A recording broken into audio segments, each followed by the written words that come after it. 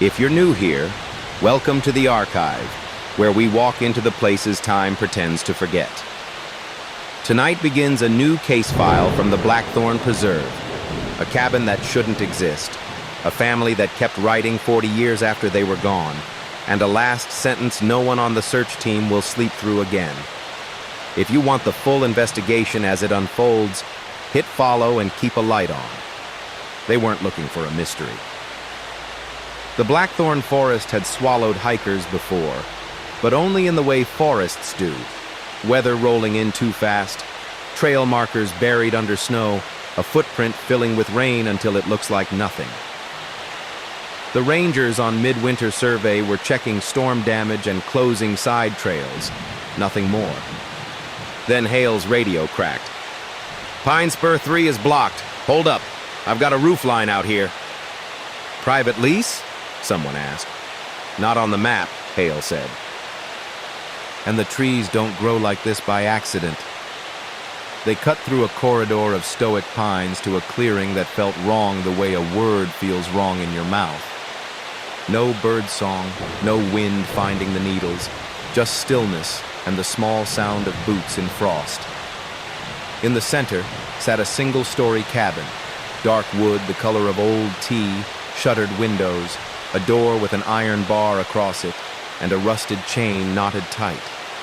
No path led to it, no power lines, no chimney smoke. The snow around the foundation lay unbroken. "Who seals a place in the middle of a preserve?" Ortiz said, gloved fingers testing the chain. It was cold, but not stiff, like someone had closed it yesterday. Hale lifted his camera, took the first photo, and felt his breath fog against the lens. "Document first. We don't go in unless we have to." They circled the structure, every window shuttered from the inside. No footprints, no animal sign. The back wall met a stand of firs so closely the trunks almost touched the siding, as if the forest had grown to hold the cabin still. At the threshold, Hale crouched.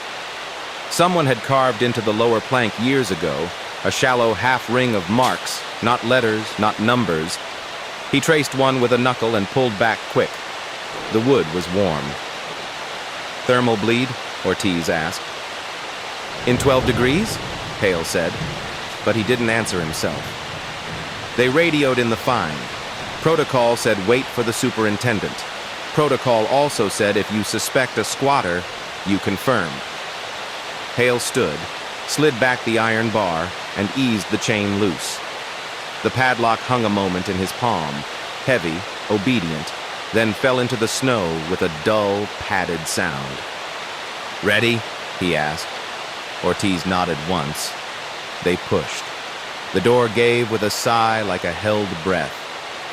Inside was dusk. Dust motes hung in the air, turning their headlamps into shafts. The smell met them first, cedar and iron, and something faintly sweet, like an orange peel that's been forgotten on a windowsill. "Clear left," Ortiz said, sweeping the light. Hale's beam found a table set for 4, a shallow bowl with a spoon still resting inside, a knife beside a heel of bread, plates with the faint crescent of stew dried at the rim, as if someone had paused mid-meal to say, "Just a minute," and never came back. Chairs were pulled close, one a little askew the way you leave it when you stand to answer the door. No cobwebs silvered the place settings. The dust lay everywhere else, the shelf of jars, the mantel lined with river stones, but the table gleamed with the dull sheen of oil and fingers. "The air's not right," Ortiz murmured. Her breath left smoke in the beam. "Like it's heavier here." Hale's light caught a book on the counter near the stove, cloth-bound, corners softened with use. A leather strap tucked in at the top like a ribbon. He lifted it gently, and the cover had no title, only a pressed fern leaf brown to the color of tea. He opened to the first page. January 5th. Snow overnight. Chickens restless. Emma says the creak sounds like a man in his sleep. The handwriting was neat, unhurried. A second page turned under his thumb. January 6th. Samuel took the sled to the south fence. He says the pines hissed his name, but he was grinning when he said it. Hale swallowed. "It's a family journal," he said softly. "Daily entries." Ortiz glanced at the door they'd just unbarred. "How old?" He flipped to the middle. Recipes pinned in with bent nails, measurements in cups and handfuls, a child's drawing of a moose taped crooked in the margin. He flipped further, past smudged fingerprints, a pressed petal, a note that read, "Fix latch before thaw." And then, toward the end, the paper changed. The ink grew darker, the handwriting tighter, edges of the pages crisp where the rest had feathered. He slid a finger under the last ribboned page and froze. The date was impossible. He read it again. July 14th, 40 years after the family from the Whitlow Register had been listed missing, presumed dead. Ortiz leaned over his shoulder, breath catching. That can't be right. That's 4 decades past their reported last sighting. Hale flipped back one page, another, counting. The entries marched on without interruption, day by day, year by year, as if time had a different weather in these walls. Meals recorded, chores tallied. A line noting a bruise on a knuckle, another about a fox watching from the tree line. The outside world did not exist. The forest did. The cabin did. The 4 of them did. He reached the end. The final page was thin where the pen had pressed hard. "They are knocking. We have barred the door, but they come in anyway." Something tapped behind them. Once, twice, 3 times. The sound was hollow, like knuckles on old wood, only it came from inside the room, from a place the beams didn't reach. Ortiz swung her light. "Who's there?" she called, and Hale wished she hadn't given the room a name to answer to. Silence took back the corners. Hale shut the book gently, slid it into an evidence sack, and tried to ignore how warm the cover felt through the plastic. "Bag the table," he said. "Plates, cutlery, residue, all of it. We'll get the lab to tell us who ate here." Ortiz nodded, moving careful as if the cutlery dreamed. At the threshold, Hale looked back. A draft teased the curtain. The chairs hadn't moved, but he had the feeling of arriving at a sentence and realizing you were the one it was writing. He pulled the door closed, slid the bar back into its cradle, and looped the chain. The padlock clicked with a sound that felt too final. Outside, the trees began their wind again, as if a hand had lifted from a throat. On the hike out, Ortiz said very quietly, "What if we didn't find it?" Hale kept walking. "We found it." She shook her head. "No, what if it found us?" He didn't answer. The radio at his shoulder crackled, a burst of static that said nothing and somehow meant listen. Back at the station, under bright lights and clean hands, they unpacked the evidence. Stainless trays, swabs, sample labels. When the tech lifted a ceramic bowl, a flake of dried stew clung to the rim and fell like a petal. "Careful," Hale said. The tech smiled, nervous, eager. "We'll have a preliminary read on organic material by morning. If we're lucky, familial markers in a week."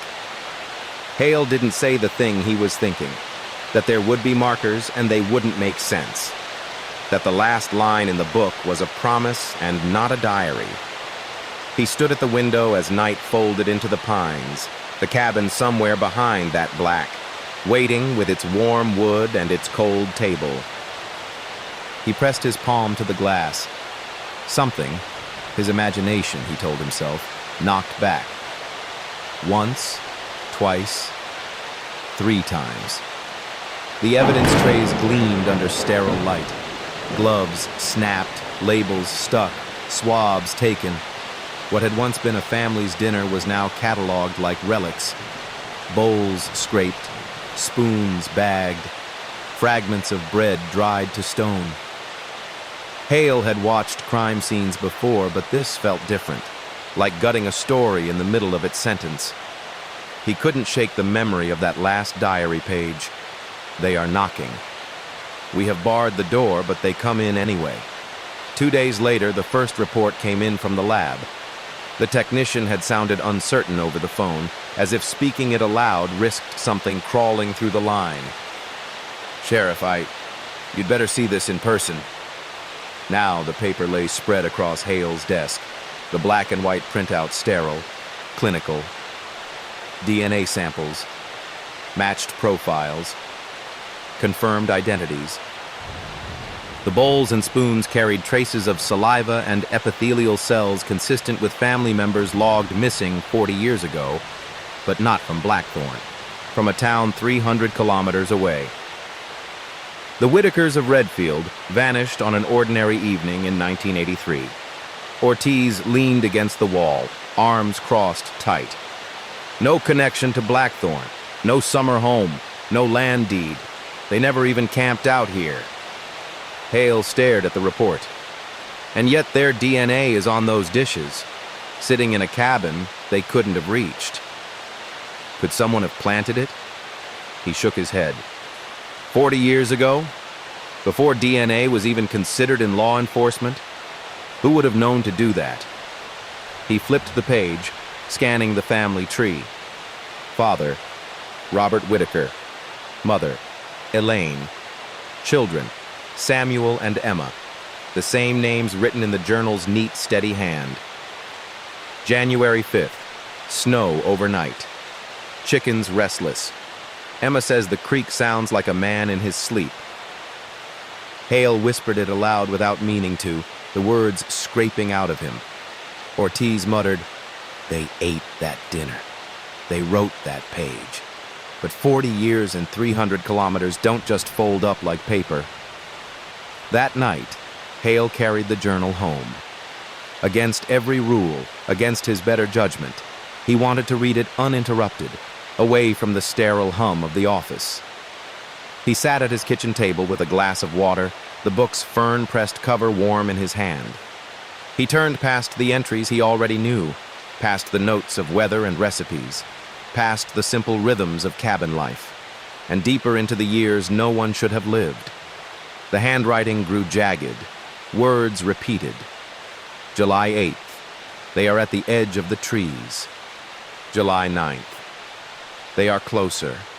July 10th. Do not open the door. The lines that followed were less journal and more mantra. Don't answer. Don't answer. Don't answer. Hale shut the book. His house was still. No forest pressing its windows. No chains across his door. But when he leaned back, glass in hand, the wood of the table trembled faintly under his palm, like knuckles testing a surface. The journal waited where Hale had left it on his kitchen table, fern-pressed cover curled faintly as though breathing. He hadn't meant to open it again so soon, but sleep had been a stranger that night. Every sound in his house, the radiator's sigh, the groan of pipes, had carried the same rhythm as those diary lines. Don't answer. Don't answer. Don't answer. By morning, he couldn't resist. He poured coffee he didn't want, sat with the book in the thin light of dawn, and flipped past what he'd read. The Whitaker's hand was neat at first, then jagged with fear, the ink darkened, strokes deeper. But then, somewhere between the brittle pages of the mid-1990s, something shifted. The penmanship changed. Not Elaine's gentle loops, not Robert's blocky notes, not Samuel or Emma's scrawl. This hand was sharper, more deliberate. Yet as if someone new had taken the pen and slipped into their story. April 4th, 1996. We hold the door. They knock less now. Sometimes we think they've forgotten. April 5th, 1996. The stew grows cold before we can eat it, but the bowls are always empty by morning. April 6th, 1996. We have decided not to sleep at the same time. If we do, the house breathes without us. Hale rubbed his forehead, unsettled. Whoever wrote these entries wasn't recording daily chores anymore. They were recording rules. He flipped further. October 22nd, 2001. Emma asks how far Redfield is.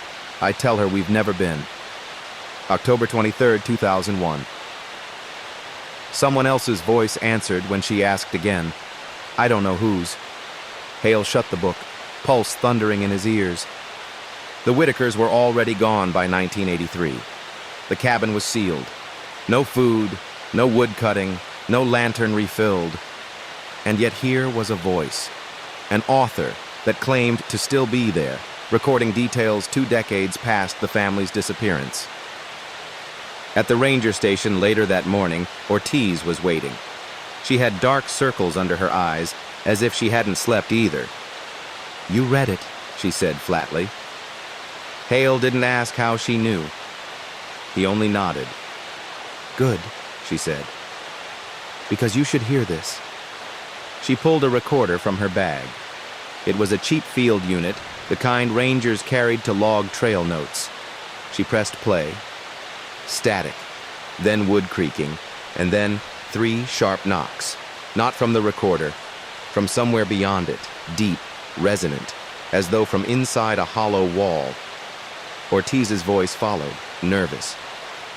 Hale, tell me you hear this too. The tape clicked off. Hale stared at her. When did you record that? Last night, Ortiz whispered. At my house. I didn't knock. Hale hadn't wanted to admit it, but the moment Ortiz played her recording, something inside him shifted.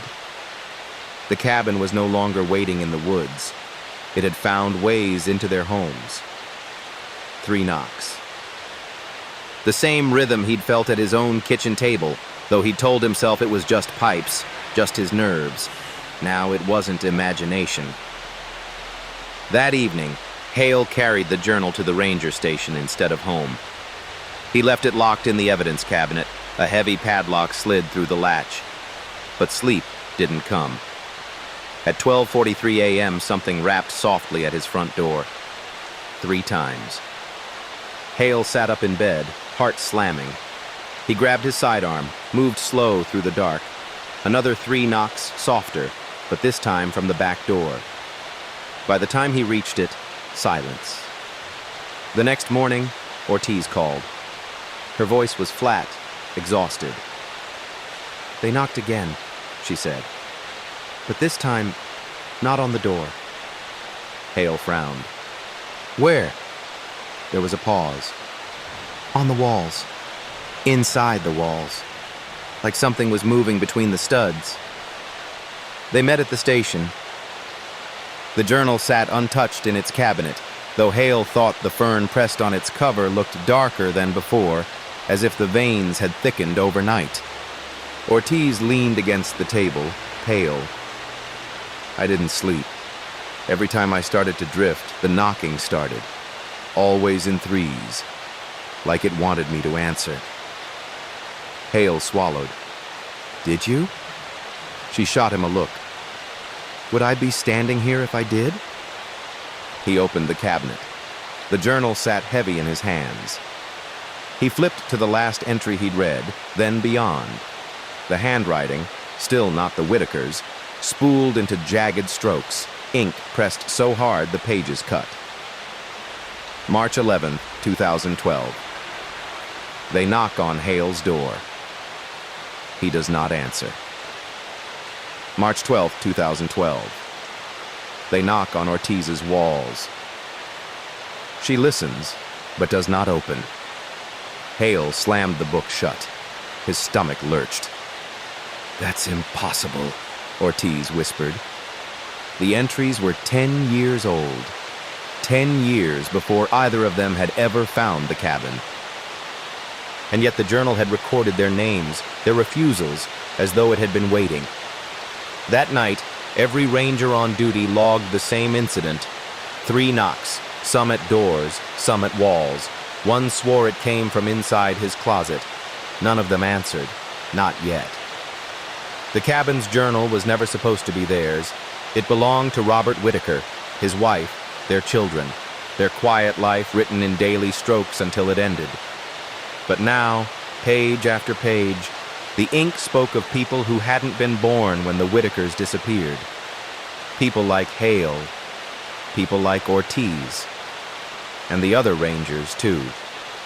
On the morning of March 13th, Hale unlocked the evidence cabinet. The fern-pressed cover of the book was warm in his hands, the leather strap stiff like it had been twisted recently. He flipped to the most recent page. March 13th, 2012. Hale does not sleep. Ortiz listens too closely. Mason turns his face to the wall. They are all waiting for the knock. Hale's breath hitched. Ed Mason was the youngest ranger on their team, barely out of training. Hale hadn't even told him about the journal yet. But when Mason arrived for shift, his face was pale. He spoke before Hale could. "They knocked on my bedroom wall last night," he whispered. "I thought it was my dad, but the house was empty." Ortiz swore under her breath.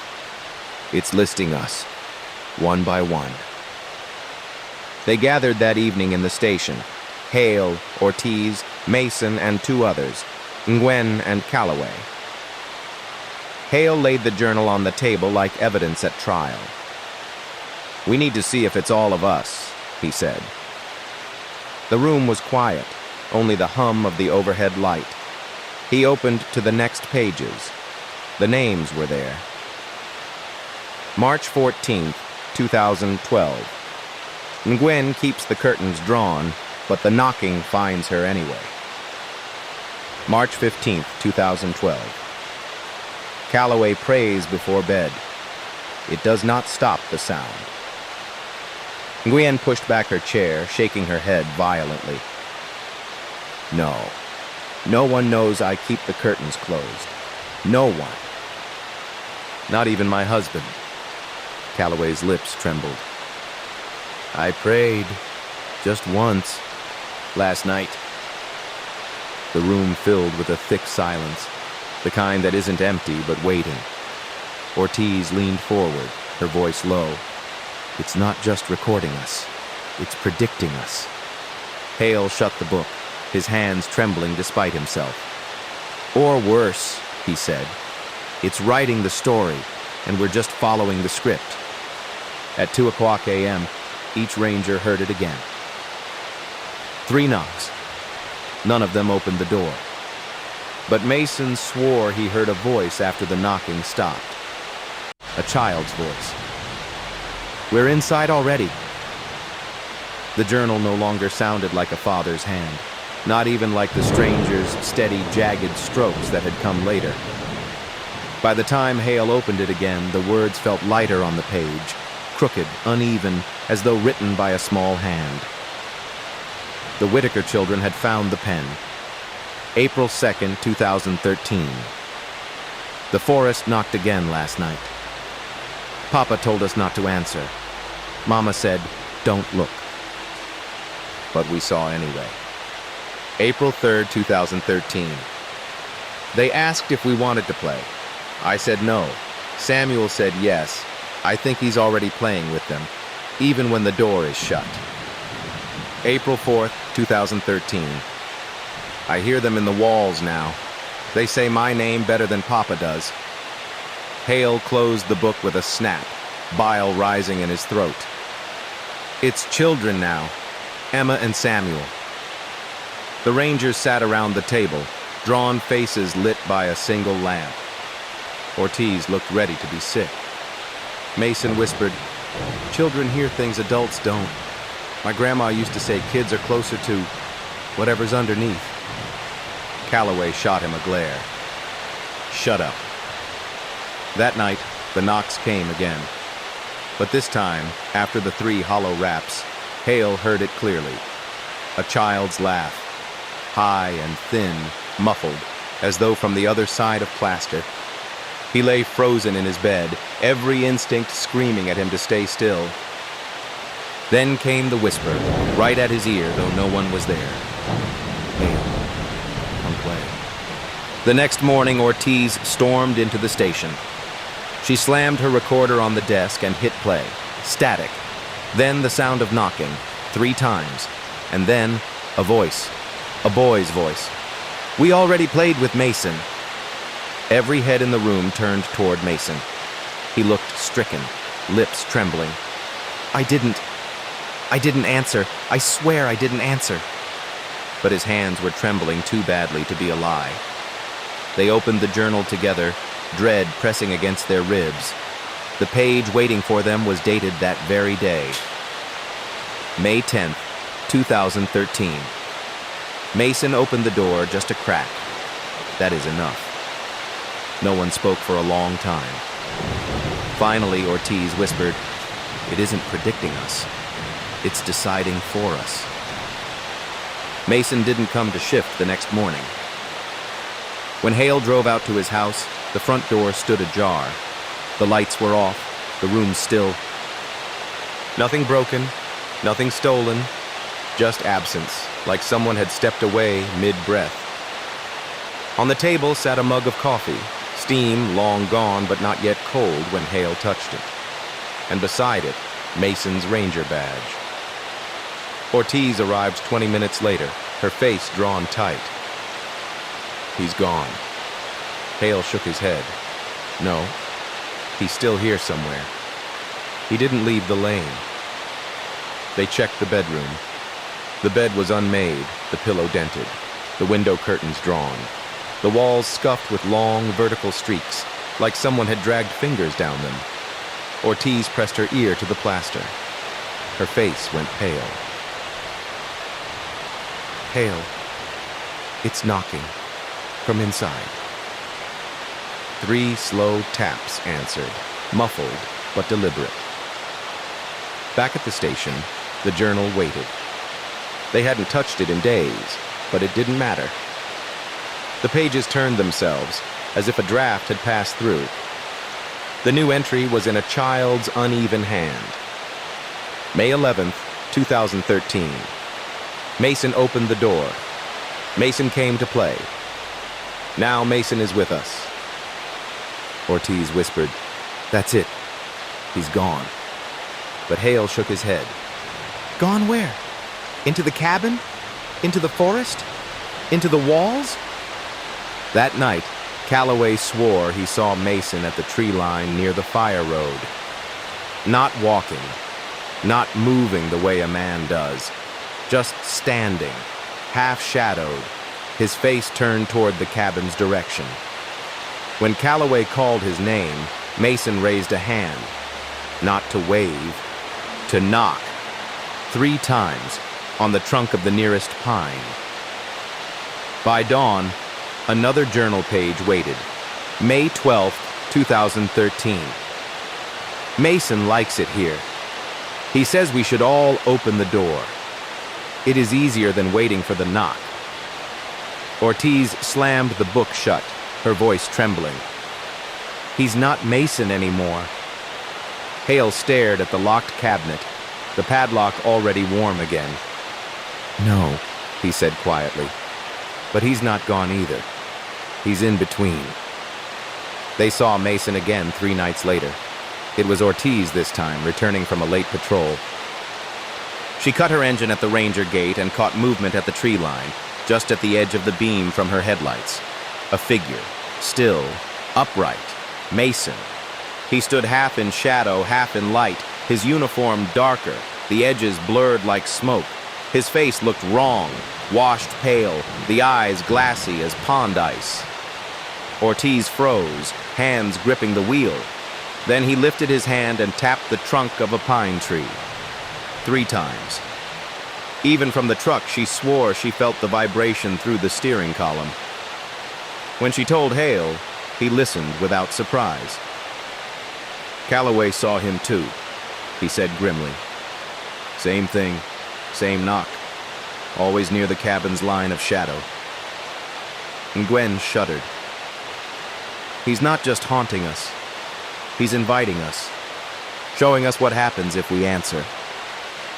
The journal had already confirmed it. May 15th, 2013.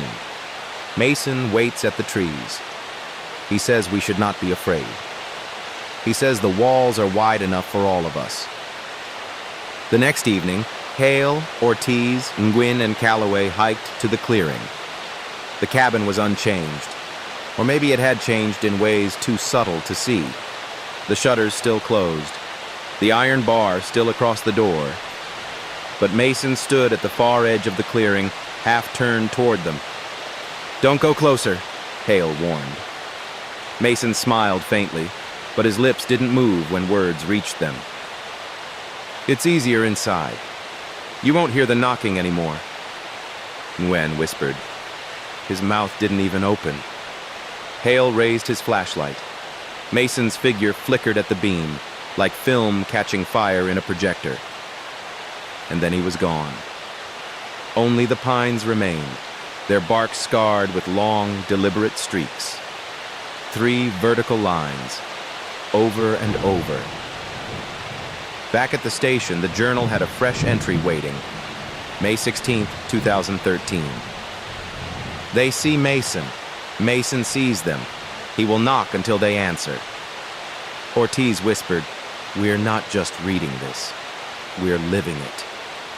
Hale shut the book, his voice hard. "No, we're being written." At first, the knocks came as they always had. 3 sharp raps on the door, the wall, the window. But in the week after Mason's return at the tree line, the sound changed. It began to answer. Hale noticed it first. He sat at his kitchen table, journal locked away in the station, trying to eat dinner. 3 knocks at the front door. He froze, spoon halfway to his mouth. Before he could move, the sound came again, this time from the kitchen wall directly behind him. 3 in reply. He dropped the spoon. The bowl rattled, broth spilling across the table.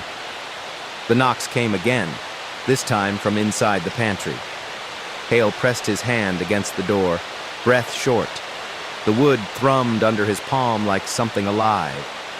He didn't open it. At the same time, Nguyen sat in her living room, curtains drawn tight as always. The knock came at her window, 3 sharp taps against the glass. Then, from the far side of the room, the wall opposite answered.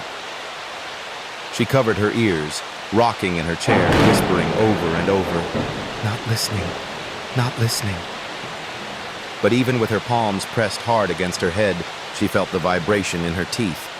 Calloway reported his crucifix falling from the wall that night. He swore the nails had been forced out from the inside. When he bent to pick it up, the floor beneath him answered with 3 hollow knocks. Ortiz didn't call anyone. She simply showed up at the station at dawn, eyes wild, clutching her recorder. She pressed play. Hale and Nguyen listened in silence. Knocks. A pause. And then her own voice, faint but distorted, whispering back, "Come in." Ortiz shook her head violently. "I never said that. I never opened my mouth." The journal was waiting for them, of course. May 20th, 2013. They knock. We knock back. The walls are thin now. Soon there will be no walls at all. Hale shut it, hands trembling. It's not just asking anymore. It's rehearsing. Teaching us how to answer, Ortiz whispered. Or maybe we already have. That night, none of them slept. The knocks carried on. Each one answered, as though an entire unseen conversation was unfolding inside their houses. And somewhere, faintly, a child's laugh threaded between them all. Nguyen didn't come to roll call. At first, Hale thought she'd overslept. She was meticulous, but the week of knocks had left them all pale and ragged. He called her cell. No answer. Ortiz drove past her house on the way in. The car was in the driveway, curtains drawn, mail untouched. And something scratched into the wood of the front door. 3 vertical gouges. They forced entry. The house was quiet, the kind of quiet that feels arranged. Nguyen's boots sat neatly at the door. Her jacket hung on the rack. A mug of tea cooled on the counter, steam long gone. No overturned furniture, no sign of struggle, just an absence. Ortiz found it first. In the bedroom, along the inside of the wall nearest the bed, 3 knocks carved deep into the plaster. Not written, carved. Long arcs, as though gouged by something pressing from the inside out. Below it, a smear of blood where a fingertip had dragged. They called her name until their throats were raw. Nothing answered. The journal, when Hale brought it from the station, had already turned to a fresh page. May 22, 2013. Nguyen listened too closely. The wall opened. She stepped through. Ortiz slammed the book shut, tears burning in her eyes. It's writing the disappearances before we even find them. Hale's voice was low, grim. No, it's writing them as they happen. We're just arriving too late to stop it. That night, Hale dreamed of the cabin. The shutters hung open. The table was set for 5, not 4. Nguyen sat at the far end, her face pale, her lips moving, though no sound escaped. Across from her, Mason grinned and tapped the table 3 times. Hale woke drenched in sweat. At his bedside, the wall knocked back 3 times. The dream gnawed at Hale all morning. He told himself it was just exhaustion, that the vision of Nguyen at the cabin table was his guilt carving shapes in his sleep. But when Ortiz suggested they revisit the clearing, he agreed too quickly. They had to see. The hike through Blackthorn was quiet. Too quiet. No wind moved through the branches. No bird dared a call. When they reached the clearing, Hale's breath caught. The cabin looked the same. Shuttered, chained, half buried in shadow. But through a crack in one wooden shutter, Hale swore he saw something that hadn't been there before. The table, set for 5. He stepped closer. The others followed, boots crunching on brittle needles. The chain across the door still hung, rusted, but Hale's attention was fixed on that narrow slit of light. He pressed his face close. Inside, bowls, plates. The faint outline of 4 chairs where they had been before, and a 5th, pulled close to the table, waiting. Ortiz hissed behind him. You see it too. Calloway crossed himself, muttering, Jesus help us. The 5th chair's backrest was scarred, like someone had clawed it from behind, but its legs stood steady. It wasn't empty. Not quite. Because in the bowl before it, stew steamed faintly, though no one sat down to eat. When Hale yanked back, his hands shook. He turned to Ortiz. This isn't symbolic. It's literal. It's counting us. Ortiz's face was gray. Mason, Nguyen, 2 seats already taken. That leaves 3. Back at the station, Hale unlocked the cabinet. The journal lay open, its fern leaf curling at the edges like it had dried further overnight. The page was waiting. May 25, 2013. The table is almost full. They will sit, one by one. The bowls will not stay empty forever. That night, Hale heard not 3, but 5 knocks at his wall. And when he pressed his palm against the plaster, it felt warm, as though a hand was already waiting on the other side. The cabin had always looked dead, wood grayed with rot, shutters nailed shut, a corpse of a house left to sink into the forest. But when Hale, Ortiz, and Calloway returned to the clearing, they saw movement. Not fast, not obvious, but subtle, wrong. The walls swelled and sank as though inhaling. The wood itself rose and fell, groaning faintly like ribs under strain. The cabin was breathing. Ortiz whispered, "Tell me I'm imagining that." No one answered. because in the silence between each creak, they heard it. A low, rhythmic sound, deep and wet, like lungs drawing air through sodden earth. Hale stepped closer. His boots sank half an inch into soil that should have been frozen. The ground around the foundation pulsed. Calloway muttered prayers under his breath. "Hale, we shouldn't be here. This isn't a house. It's a body." Hale's eyes locked on the shutters.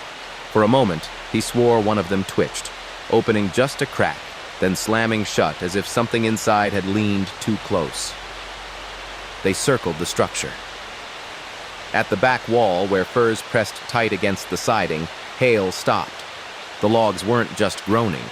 They were flexing. Boards pushed outward like ribs under strain, then settled back with a sigh. Ortiz pressed her recorder against the wall. The wood vibrated under her hand. Through the static, the tape caught the sound of a child's voice whispering, "Closer. Closer. We're hungry." That night, back at the station, the journal opened to a fresh page. The ink was wet, though no pen lay near it. May 29th, 2013. The house breathes because it is not a house. It waits because it is not empty. Every breath makes room for another seat at the table. Calloway slammed the cabinet closed, sweat rolling down his temple. "It's feeding on us." Every knock, every visit, we're teaching it to breathe deeper. Hale leaned against the wall, stomach twisting. Then what happens when it finishes its breath? That night, Hale dreamed again. He saw the table, 5 bowls steaming, 1 chair empty. The house inhaled, and when it exhaled, dust and ash blew from its cracks. Whispering voices carried in the breath. Children's laughter, Mason's chuckle, Nguyen's sigh, and faintly, just faintly, Ortiz's voice. Hale woke with his hand against the wall. The plaster rose and fell, warm beneath his palm. The ranger station had always been their refuge. Sterile lights, steel cabinets, the smell of coffee gone stale in the pot. Mundane, human things. But that morning, Hale felt something was wrong the moment he stepped inside. The air carried the same heaviness as the cabin, that weight of being watched from corners where no eyes should be. Ortiz sat at the table, her recorder beside her. Calloway paced the room, muttering under his breath. And there it was, an extra chair. It sat tucked neatly against the far side of the table. Not one of theirs. Not regulation issue metal. This one was wood, hand-hewn, its back scarred in long grooves. The same design Hale had glimpsed through the shutter crack. The same 5th chair. Hale froze in the doorway. That wasn't here last night. Ortiz looked up, her face gray. "Don't you dare say that." Calloway stopped pacing, finally noticing. He whispered, "It's been here the whole time." But when Hale turned on the overhead light, he saw the truth. The chair had no shadow.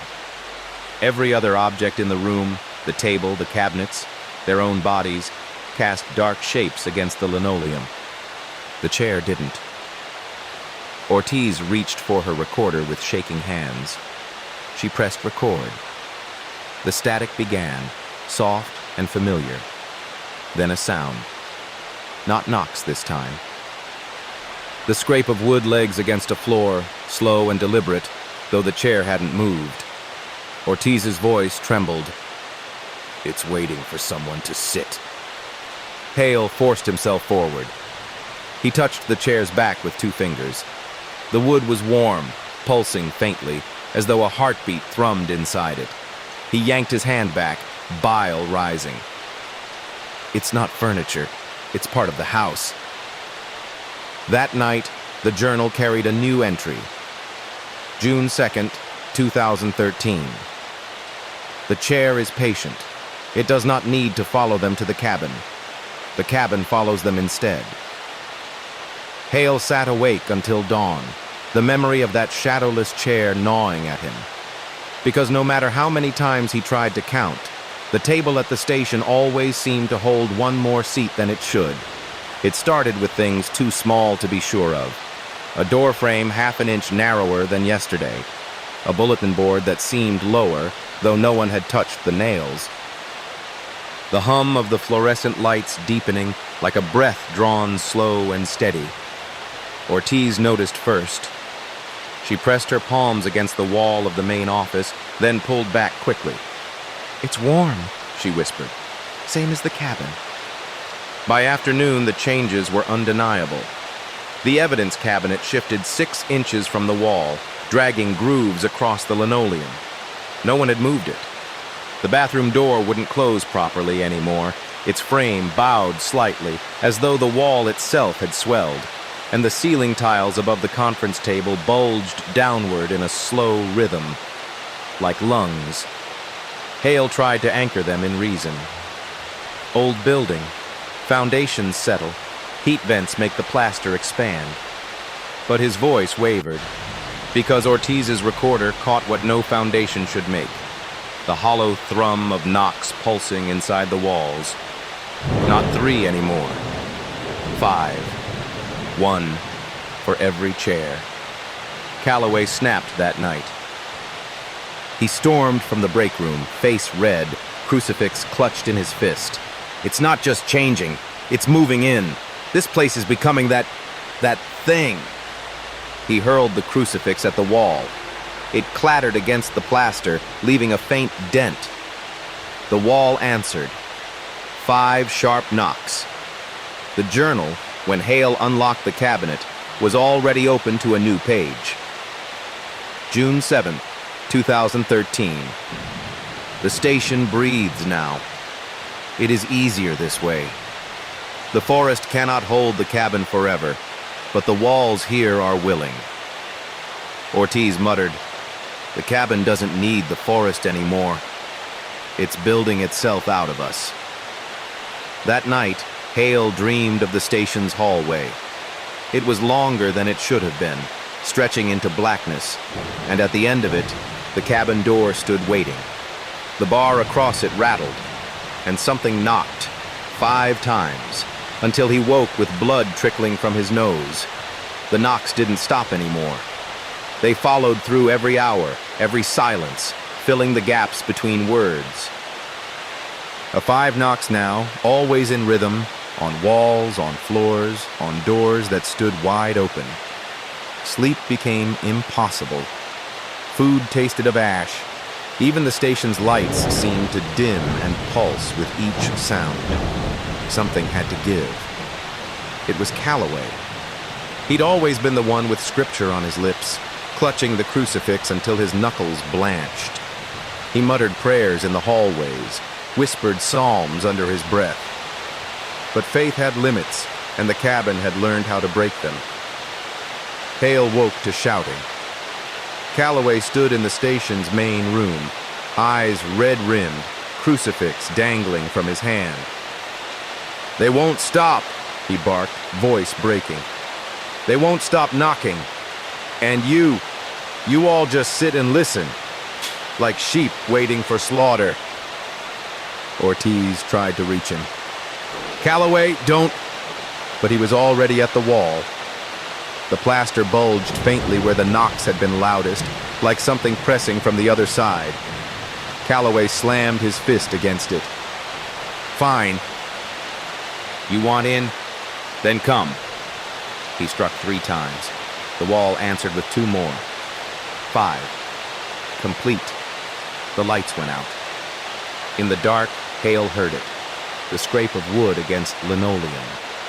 The shadowless chair shifting into place.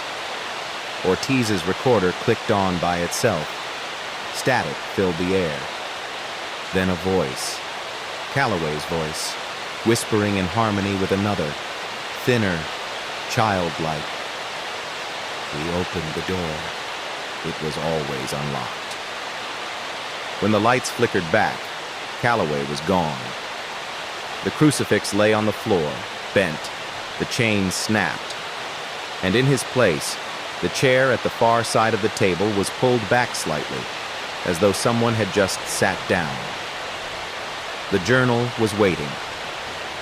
June 12, 2013. Calloway was the first to answer. He sits now. The table is nearly full. Hale slammed the book shut, fury choking him.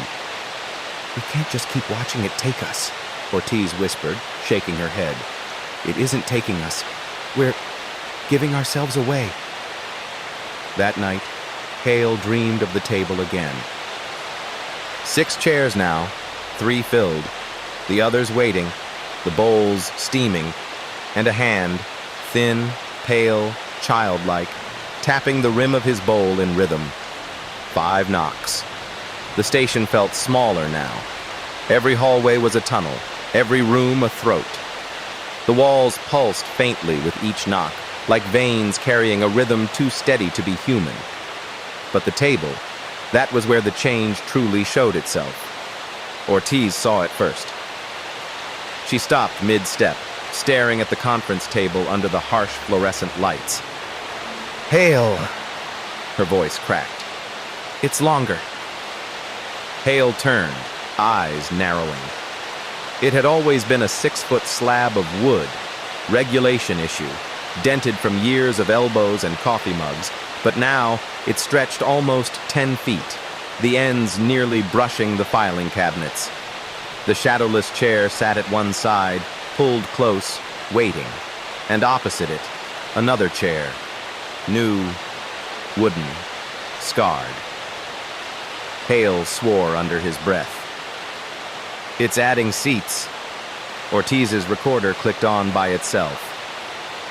Static hissed, then voices, layered, overlapping, childlike and adult, dozens of them. "The table grows. The table waits. There is room for everyone." They opened the journal.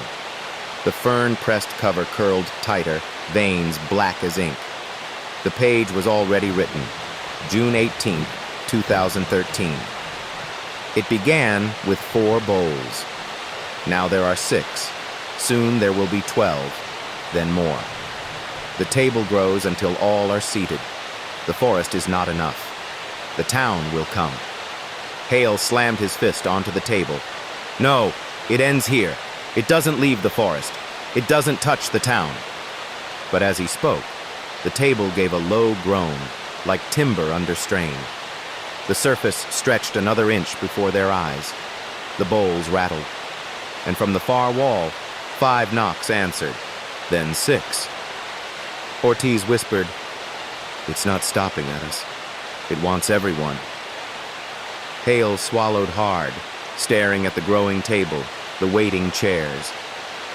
"No," he said quietly. "It wants a feast." That night, Hale dreamed of Blackthorn Forest. The cabin stood with its shutters wide. Inside, the table stretched on and on into darkness, chairs lined like teeth. Each chair held a figure, some familiar, some strangers, all sitting motionless. And at the far end, a child leaned over a bowl, grinning with lips too wide, tapping the rim. 6 times. It wasn't just the Rangers anymore. 2 townspeople vanished in the same week. A store clerk who never closed up her register, and a mechanic whose tools were found neatly lined on the bench as if he'd stepped away mid-task. Neither case showed signs of struggle. No forced doors, no blood. Just absence, like Nguyen, like Calloway. And in both houses, Hale saw the same thing. 3 vertical gouges scratched into the wood, and bowls, one in each kitchen, steaming faintly though no stove had been lit. At the station, Ortiz laid out the reports with trembling hands. "It's spreading. It's setting the table wider." Hale didn't argue. He couldn't, because the journal had already written it. June 24, 2013. The forest was the first plate. The town is the next. Every house a chair. Every family a meal. The feast begins when the knocking is answered. That night, Hale drove through town. Porch lights flickered as he passed. Curtains twitched. The roads were empty, but the silence felt watched. And then he saw it. On the main street, outside the diner, a wooden chair sat in the middle of the sidewalk, scarred, hand-hewn, waiting. Hale pulled over, heart hammering. He approached slowly, flashlight beam steady. The chair had no shadow, though the diner's neon sign glowed right above it. He reached out, hand shaking, and touched the wood, warm, pulsing faintly, like a vein beneath skin. Behind him, the diner's front door rattled. 3 knocks, then 4, then 6. He spun, weapon raised. The door stilled. Nothing moved inside. But when he turned back, the chair was gone. At the station, Ortiz was waiting, pale-faced. You saw it too, didn't you? Hale didn't answer. He only pulled the journal from the cabinet. The fresh page was waiting. June 25th, 2013. The town is ready. The feast is prepared. They only need the first to sit down. Ortiz whispered, Hale, it's not just writing anymore. It's setting the table. And for the first time, Hale didn't deny it. That night, he dreamed of the table again. Dozens of chairs now. Some filled with townspeople whose faces he recognized. Each one staring blankly ahead, bowls steaming. And Mason at the head of the table, grinning, his voice echoing across the endless wood. Sit down, Hale. You're late for supper. It started as whispers. Ortiz brought in 3 reports from townsfolk who'd heard strange noises at night. They described it differently.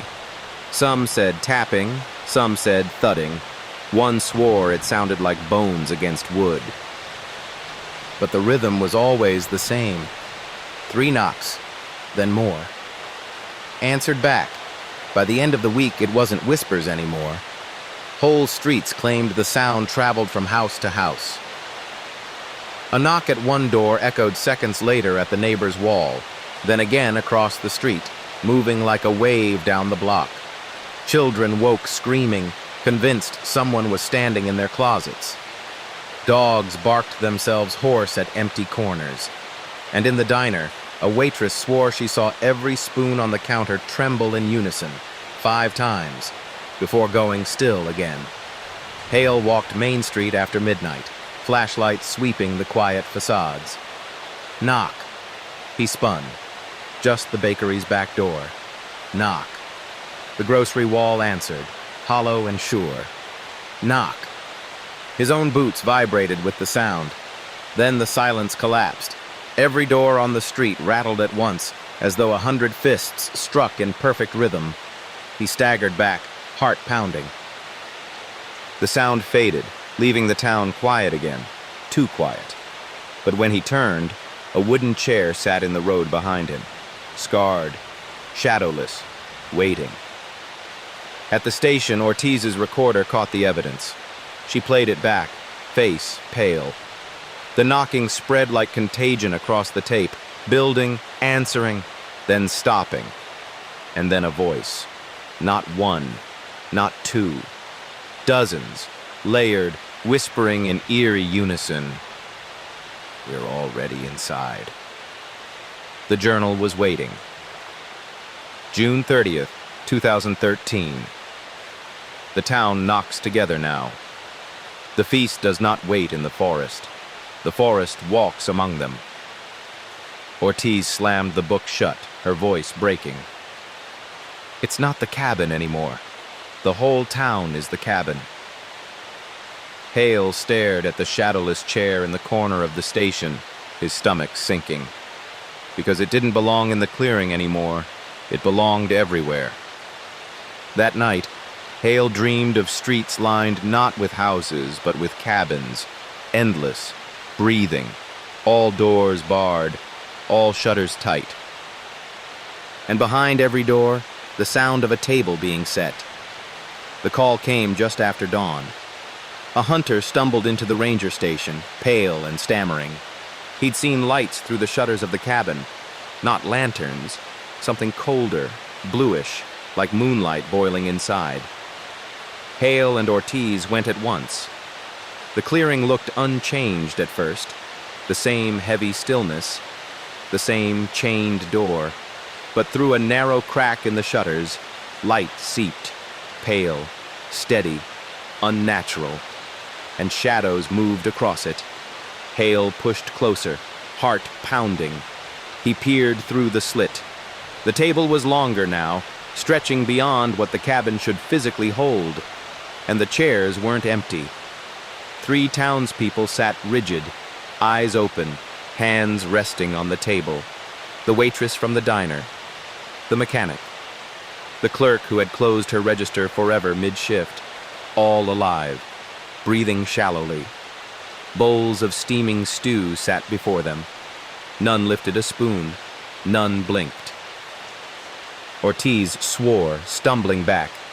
They're being served." Hale's stomach twisted. "No, they're seated." As they watched, one of the figures, the mechanic, turned his head slowly toward the shutter crack.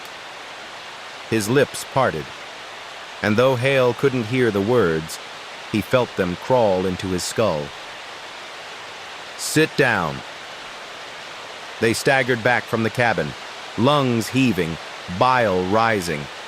But when they returned to the station, the journal had already recorded it.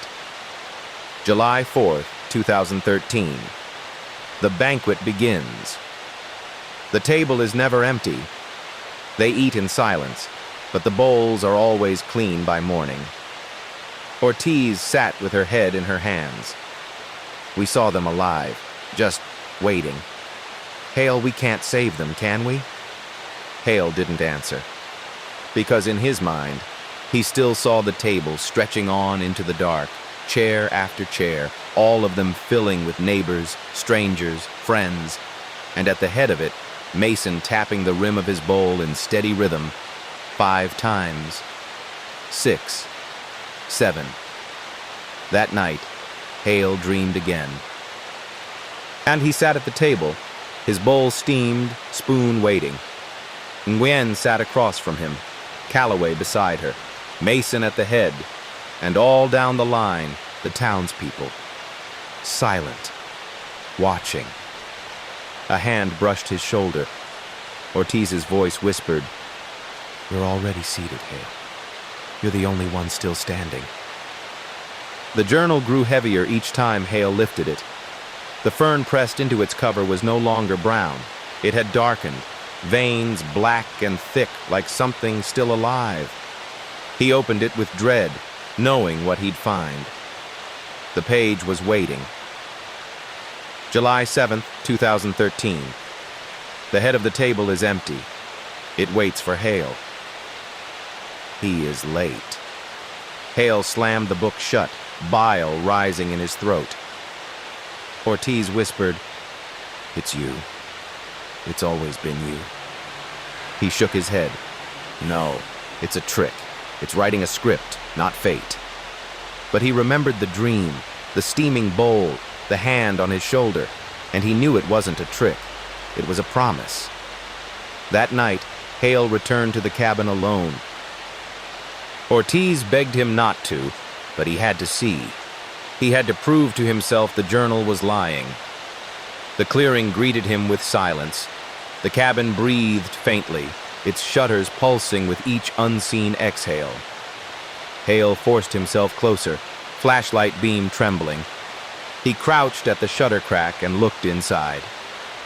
The table stretched long and impossible. Every chair filled now, townsfolk, rangers, strangers whose faces Hale had glimpsed in missing person reports over the years, all sat rigid, bowls steaming before them. And at the far end, the head of the table, a chair stood empty. Not just any chair. Carved into its backrest, letters blackened deep into the grain, Hale. His flashlight slipped from his hand. It clattered against the frozen ground. Inside, the seated figures turned their heads toward the sound in unison. Their mouths opened, steam rising from their lips. and though the shutters muffled their voices, the words still reached him, pressing into his skull like a brand. Sit. Hale staggered back, chest heaving, but the knocking followed him into the trees. Not 3, not 5, not 6, now 7. 7 for every filled chair, and one still waiting. At the station, Ortiz stared at him when he stumbled in. "You saw it," she said. "You saw your name." Hale couldn't speak. His silence was enough. That night, the journal wrote without being opened. The padlock snapped clean, the pages fluttered, and the ink bled across new parchment. July 8, 2013. The head is never empty for long. Hale will sit. The feast is patient. Ortiz had grown quieter with each passing day. She still came to the station, still filed her reports, still carried her recorder everywhere. But Hale noticed the way her eyes drifted to the walls as if listening, the way her lips moved when no one spoke, the way she sometimes tapped her fingers against the desk, 3 knocks, then 5, then 6, without realizing. One night, Hale couldn't sleep. He drove back to the station, headlights cutting through the Blackthorn mist. Inside, the lights were off, but Ortiz was there. She sat at the conference table, recorder in hand, whispering. Her face was pale, her hair unkempt, her lips trembling as if repeating after someone unseen. Hale stepped closer, heart pounding. "Ortiz." She jerked, eyes wide, as though caught in something shameful. The recorder slipped from her grip and clattered to the table. Static filled the room. Then a voice, layered and childlike, hummed through the speaker. "Closer. We told her. She listens. She belongs." Ortiz scrambled to shut it off, tears welling in her eyes. "It's not what it sounds like." Hale's voice was hoarse. "Then tell me what it is." She buried her face in her hands. "They talk to me, Hale. Not just knocks. Words. Whole sentences. Every night. And I talk back." Hale's blood ran cold. "You answer them?" Ortiz shook her head violently. "No, not like that. I don't open doors. I don't let them in. I just ask questions and they answer. They know things, Hale, things they shouldn't." She lifted her eyes, hollow and desperate. "They told me about my mother's scar on her shoulder, about the letter she burned before she died, about what I said to her when I was 9 years old and thought no one heard." Her voice cracked. "It's her voice now. My mother's. They sound like her." Hale stepped back, sick with dread. "Ortiz, that's not your mother. That's them. They'll use anything to make you answer." Ortiz slammed her fists on the table, tears spilling. "Don't you think I know that? But if it's not her, then how do they know?" The journal was waiting in the cabinet. Its pages fluttered even before Hale touched it. July 12, 2013. Ortiz speaks with us. Ortiz already sits, though she does not know it. Every word is a knock answered. Hale snapped the book shut, bile burning his throat. "They've already taken you." Ortiz's face was ashen. "No," she whispered. "Not yet, but they're close." That night, Hale dreamed of the table again. Ortiz sat across from him. Her mouth was closed, but her voice filled the air. "Don't worry, Hale. I'll save you a seat." Hale had stopped trusting silence. The walls were never still anymore, always a faint vibration, always a sense of something shifting just beyond hearing. But worse than the walls was Ortiz. She avoided his eyes now, spoke less, lingered near the shadowless chair as though it comforted her, and at night, her recorder clicked on by itself even when it wasn't in her hands. One evening, Hale returned to the station late. The door was unlocked, though he'd locked it himself. Inside, Ortiz sat at the conference table, the journal open before her. Her fingers traced the ink like a prayer. When she looked up, her eyes were wet. "They've been talking to me again." Hale's stomach tightened. "What did they say?" Her voice was soft, reverent. "That you're the last one standing, that you're keeping the seat waiting, that it's cruel to starve them." He took a step forward, jaw clenched. "Ortiz, listen to me. That isn't your mother, or your family, or anyone you loved. It's the cabin. It lies." But Ortiz's lips curled in something between a smile and a sob. "Maybe lies, but lies that feel truer than anything else I've heard." That night, Hale woke in his own bed with the unmistakable feeling of being watched. At his bedside sat the wooden chair, shadowless, waiting.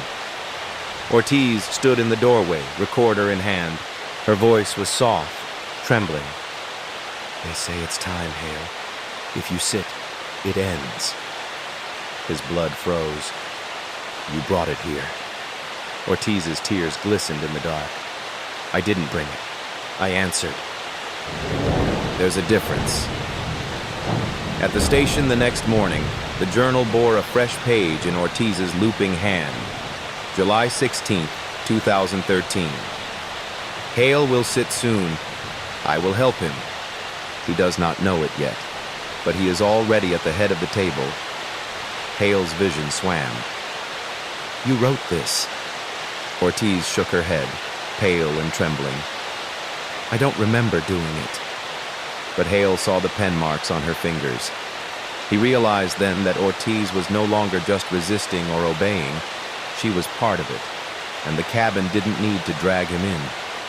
It could use her to open the door. That night, Hale dreamed of the table. Ortiz stood behind him, her hands on his shoulders. Her whisper was warm against his ear. "You don't have to walk, Hale. I'll pull the chair out for you." Dawn broke over a town without voices. Hale drove Main Street, tires humming over asphalt, and realized the world around him had gone still. No cars, no shopkeepers unlocking doors, no chatter at the diner. Every window stared blankly back, curtains half drawn. Every door was shut, but none were locked. And everywhere he looked, there was evidence of life interrupted. At the diner, half-filled coffee cups sat steaming on tables, pancakes cooling, butter melting in neat squares. At the barber's, clippers still buzzed faintly on the floor, cord trailing like a severed vein. At the grocery, carts stood abandoned mid-aisle, boxes open, produce baskets overturned as though shoppers had simply stood up and walked away. Ortiz wandered beside him, her voice a tremor. "They're gone." Hale shook his head. "Not gone. Seated." She turned, eyes wet, recorder in her hand. "Do you hear it?" Hale strained his ears. Silence at first. Then the sound, faint but unmistakable. Knocks traveling from building to building, answering each other like a grim chorus. One house, then another, until the whole town throbbed with the rhythm of the cabin. They reached the church. Inside, the pews were empty, but every hymn book lay open on the same page, the Lord's Supper, and on the altar, where bread and wine should have stood, there was only a single wooden bowl, steaming. Hale's hands shook as he forced the journal open. The new entry bled across the page.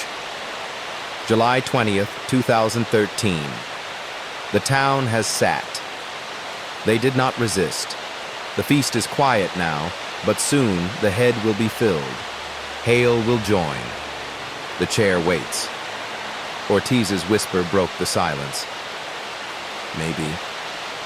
Maybe we're the only ones left standing. Hale closed the book, bile rising. No, we're the only ones left to sit. That night, Hale dreamed of the town square. Every building was gone. Only the cabin remained. Its tables stretched across the cobblestones, chairs filled with neighbors, friends, strangers. Ortiz stood at the head, hands resting on the chair carved with his name. "It's ready for you, Hale." Hale had known the cabin was waiting for him since the first time he opened the journal. But now the waiting was over. The town was gone, the streets emptied, every face he'd known already seated. Ortiz was half lost to it, her recorder whispering words she didn't remember saying. And in his dreams, the chair carved with his name pulled closer each night. The head of the table was his. He sat alone in the ranger station, journal spread before him, the fern pressed into its cover black as tar. The page filled itself as he watched. July 24th, 2013. Hale walks soon. He is tired. He is hungry. He will sit because all must sit. He is late. The ink bled into the paper, letters trembling as if impatient. Hale slammed the book shut. His fists trembled against the desk. "I won't," he whispered. But the walls answered, 5 knocks, then 6, then 7. And for the first time, 8. Ortiz appeared in the doorway, eyes hollow. "They'll stop if you sit," she said softly. Hale turned on her, fury breaking through his fear. "That's not you talking." She lowered her eyes. "Maybe not. But what if it's right?" That night, he returned to the clearing. The cabin stood breathing in the dark, shutters rattling faintly with each exhale. The chain on the door hung loose, padlock gone. Through the gap in the shutters, he saw the table again. Longer than ever, dozens of chairs, every one filled. Gwen, Calloway, Mason, the townsfolk, eyes fixed forward, bowls steaming before them. Only the head remained empty. His name carved deep, glowing faintly as though lit from inside. The knocking began, not from the cabin this time, but from the ground beneath his boots. Slow, patient, endless. Hale fell to his knees, hands pressed against his ears. The sound wasn't asking anymore. It wasn't inviting. It was demanding. "Sit." He staggered to his feet, throat raw, body shaking. For the first time, he shouted back, "No!" The forest fell silent. But the cabin exhaled, long and low, and the shutters cracked open wider, revealing the head chair in full, and the bowl before it, steaming. Hale turned and fled, the knocking following him into the trees, every root and branch striking in rhythm. But even as he ran, the truth burned in his chest. There was no outrunning it, because the table wasn't in the cabin anymore. It was everywhere, and the head was still waiting. Ortiz had stopped sleeping. Hale could see it in the hollows beneath her eyes, in the way her recorder never left her grip. She muttered half words when she thought she was alone, lips moving in rhythm with the knocks only she could hear. But sometimes, just sometimes, he glimpsed the woman she'd been before. The ranger who stood beside him in storms, who laughed at his dry jokes, who rolled her eyes at superstition. And he clung to that, even as she drifted further into the cabin's voice. One night, she came to him, pale as moonlight, recorder humming in her hand. "They want you, Hale," she whispered. "They'll have you whether you walk or not. If you sit, it ends." He shook his head, jaw tight. "It won't end. It will just grow. You know that." Her tears glistened. "I don't know what's me anymore, and what's them. But I know one thing. I can't stand hearing them call your name. Every night, over and over." Hale reached for her arm, voice low. "Then fight it. Don't let them take you." For a moment she looked at him, not the hollow-eyed listener, but Ortiz, the woman he trusted. Her lips parted, trembling. I want to, Hale. God, I want to. But then her recorder clicked on by itself, and Ortiz's voice, calm, steady, spilled from the speaker, though she hadn't spoken. I'll bring him to the chair. Hale froze. Ortiz stared at the device in horror, then hurled it against the wall. The recorder shattered, pieces skittering across the floor. Her scream broke through the silence. That's not me! Do you hear me? That's not me! She collapsed into his arms, sobbing. I don't know how long I can hold them back. They're inside my head, Hale. Inside my voice. The journal, when Hale opened it later, bore a new entry. July 28, 2013. Ortiz is torn. She is ours already, but she wants to save him. She cannot do both. The chair waits. The choice is hers. Hale shut the book with shaking hands. The next morning, Ortiz was gone. Her boots sat by the door, her jacket on the rack. On the table, only her shattered recorder remained, and beside it, a wooden chair, scarred, shadowless, pulled back slightly, as though someone had just stood up from it. The silence was worse than the knocks. For weeks, the rhythm had haunted every wall, every dream, every breath. But now, nothing. The town lay mute, streets hollow, doors ajar. Even the station had stopped breathing. Ortiz was gone. Mason, Nguyen, Calloway, all seated. The townsfolk, too. Hale was the last. He walked Main Street at dawn, boots echoing against the empty pavement. The diner still held its plates, pancakes curled and gray, coffee cups cold. The barber's clippers lay dead on the floor. No knocks, no whispers, just absence. It should have been a relief, but it wasn't. Because silence meant one thing. They were finished waiting. Back at the station, Hale unlocked the evidence cabinet with shaking hands. The journal sat heavy inside, its fern blackened into brittle veins. He opened it. The pages were blank. All of them. Every word, every date, every name, gone. Only one fresh line stretched across the very last page. August 2nd, 2013. You are the last chair. Come. Hale dropped the book as though it had burned him. The station creaked, slowly, deliberately. Not a knock, not an echo, a groan. The walls bulged faintly, the floorboards flexed. The station itself was becoming the cabin. Hale stumbled into the street, heart pounding, and there it was. Not in the forest anymore, not hidden. The cabin stood at the edge of town, shutters open wide, door unchained. Breathing. Waiting. Through the open doorway, he saw the table stretching impossibly long, its bowls steaming, its chairs full.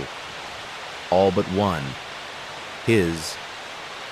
The silence pressed into his skull like a weight, heavier than any knock had ever been. It didn't need to call anymore, because there was only one thing left to do. Hale stood at the threshold of the cabin. The door yawned wide, hinges groaning like a ribcage splitting apart. The air inside was thick, warm, heavy with the smell of stew that had never cooled. For years the place had taunted him with shutters and chains, with whispers and knocks. Now it was open, inviting. He tightened his grip on the crowbar in his hand. I won't sit, he muttered. Not for you. Not for anyone. The table stretched impossibly long, disappearing into a haze of shadow at the far end. Dozens of faces turned toward him as he entered.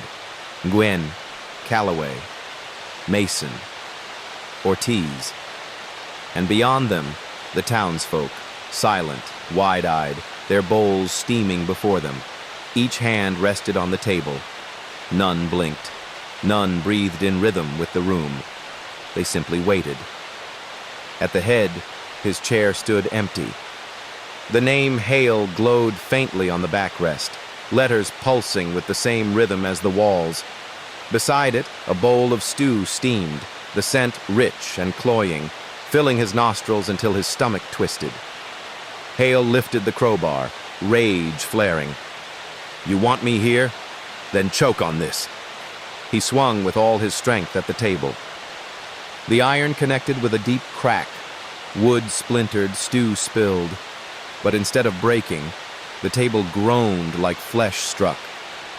A low, pained moan filled the cabin, rattling its walls. The seated figures didn't flinch. They only smiled.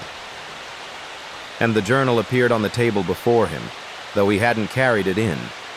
Its pages flipped wildly, ink bleeding across fresh paper. August 3rd, 2013. Defiance is a kind of sitting. The head always awaits. The feast is patient, not fragile. Hale dropped the crowbar, chest heaving. He staggered back from the chair, but the floorboards swelled beneath his boots, pressing him forward.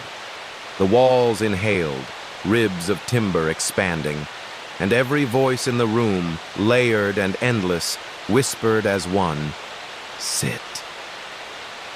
Hale screamed, forcing himself to turn away, stumbling for the open door. But as he reached it, the doorway stretched, widening, lengthening, until the exit was gone and only more table lay ahead. And at its far end, the head chair waited. His legs buckled. His breath came ragged. The truth pressed down on him heavier than the silence. There was no leaving. There had never been leaving. The head of the table had always been his. The cabin swelled with breath, its walls expanding like lungs, every beam groaning. The table stretched on, bowls steaming, faces turned toward him with hollow smiles. The head chair glowed faintly, pulsing with his name, Hale. He stumbled toward it, legs buckling beneath the weight pressing down on his chest. The whispers rose, a chorus in every voice he'd ever known. Gwen, Mason, Calloway, Ortiz, layered with the voices of strangers, children, the whole town. Sit. The word was not an invitation now. It was law. Hale collapsed to his knees before the chair, his hands shaking, sweat soaking through his shirt. The bowl steamed inches from his face, the smell sickly sweet. He reached for it, then stopped. A ragged laugh escaped his throat. "You want me here so badly?" His voice was hoarse, breaking. "Then choke on my refusal." With what strength remained, Hale seized the steaming bowl and hurled it across the table. The stew splattered across the figures, dripping down their faces, but none of them moved. They only smiled wider. The walls shuddered, the air vibrating with fury. The cabin exhaled a sound like a roar, rattling every chair. Hale gripped the crowbar again, lifting it with trembling arms. "If I burn standing." He swung at the chair with his name. Wood splintered beneath the iron, shards flying. But the moment the blow landed, pain shot through his chest. His ribs cracked, his body buckled, as though the chair and his flesh were bound as one. He screamed, collapsing, blood spilling from his lips. The journal appeared beside him, pages fluttering open. August 6th, 2013. Defiance is seated too. The head always belongs. Even broken, Hale sits. The chair reformed before his eyes, whole again, the letters of his name glowing brighter. The faces around the table leaned closer, bowls steaming hotter. And the voices whispered once more, soft and patient, "Sit." Hale lay gasping on the floorboards, crowbar slipping from his grasp. Every breath was agony. His body was breaking. But even as darkness crowded his vision, he forced the words past bloodied lips. "No!" The cabin trembled, furious. The table groaned, bowls rattling, walls flexing as though ready to crush him. But Hale's last thought was not fear. It was victory. He had not sat. The knocking stopped. Silence returned. For the first time in months, the town was quiet. No knocks traveled the walls, no shadows passed behind drawn curtains. The diner's coffee cooled into silence. The barber's clippers lay rusted on the floor. Blackthorn Forest held its breath. The cabin was sealed again. When search teams came weeks later, they found no one. The streets were abandoned, shops frozen mid-task, houses standing like hollow shells. The town was a skeleton of routine, untouched but empty. At the ranger station, the lights were off, the cabinets locked. But on the conference table, a single wooden chair sat pulled out slightly from the edge, scarred, shadowless, waiting. The journal lay open beside it. Most pages were blank now. Ink bled away as though it had never been. Only one line remained, written in a hand no analyst could match. August 10th, 2013. Hale did not sit, but Hale is seated still. Locals from the surrounding counties tell the story differently. Some say Hale broke the cabin by refusing it, that the silence of Blackthorn is proof of his sacrifice. Others whisper he was swallowed, that he sits forever at the head of the table, unseen but still presiding, his chair filled whether he wished it or not. Hikers claim they sometimes hear it at night, a faint knock echoing through the trees. 3, then 5, then 6. And if you follow it, some swear you'll find a cabin where no map marks one, its door sealed, its shutters closed.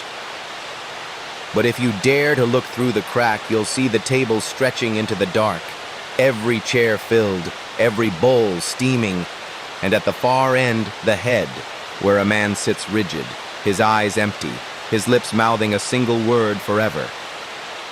No. The cabin is sealed. The town is empty. The journal is closed. But silence doesn't mean safety, because silence is only the pause before the next knock. Some say the Blackthorn case was never real, just stories stitched from fear and small-town superstition. A ranger gone missing, families who walked away, folklore filling in the gaps. Others say Hale still sits at the head of the table, that his no didn't free him, it only bound him tighter, and that every time the cabin breathes, his defiance is what keeps it alive. But there's one story whispered more than any other, that the cabin doesn't stay in Blackthorn, that it can follow you home, through your walls, through your doors, through the hollow silence when you wake at night and realize you're not alone. If you ever hear it, 3 knocks, then 5, then 6, don't answer. Don't whisper back.